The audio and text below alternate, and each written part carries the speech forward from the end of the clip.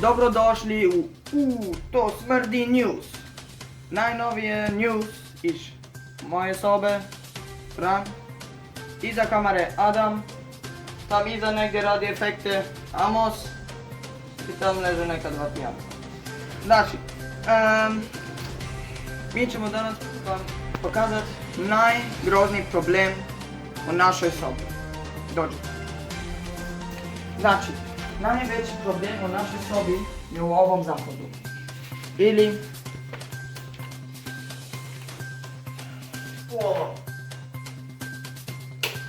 Normalno je ova školjka puna drekeca, pošto stajno neko zaboravi pusti vodu.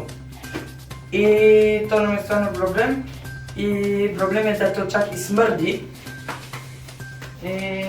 I onda nam se kaže da mi smrdimo. Znači, taj WC uvijek od drekeca, ovaj i još jedan drugi najveći problem je tuš. Sad smo čistili, a normalno je cijeli tuš pun vode, pošto neko uvijek uspijeva da ga skroz napuni vodom.